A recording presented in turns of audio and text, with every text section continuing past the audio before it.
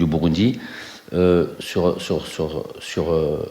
cette préparation, cette idée d'aller se préparer dans un contexte similaire à celui que l'on va trouver en Côte d'Ivoire, c'est une idée déjà sur laquelle on avait décidé depuis longue date. Au même titre qu'on avait préparé cette Coupe d'Afrique 2019, où on a eu le temps, on a eu la possibilité de s'organiser.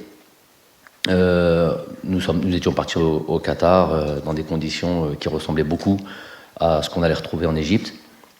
Notamment sur ce quart de finale, j'ai souvent répété, ce match contre la Côte d'Ivoire à Suez, où la température et l'humidité avaient atteint un certain niveau, et voilà, et qui ressemblait beaucoup à ce qu'on avait pu faire au Qatar. Donc sur la deuxième édition, à savoir cette Coupe d'Afrique au Cameroun, vous savez qu'on avait été pris par la période du Covid, donc les voyages, les déplacements, l'organisation de stages dans différents pays n'était pas possible.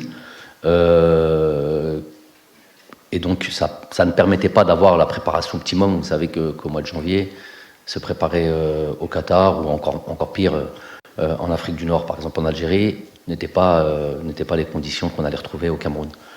On a pu cette fois-ci avoir le temps de bien s'organiser, et donc il avait été décidé très tôt d'aller dans un pays limitrophe à la Côte d'Ivoire, où on pouvait retrouver les conditions qu'on allait trouver à Bouaké,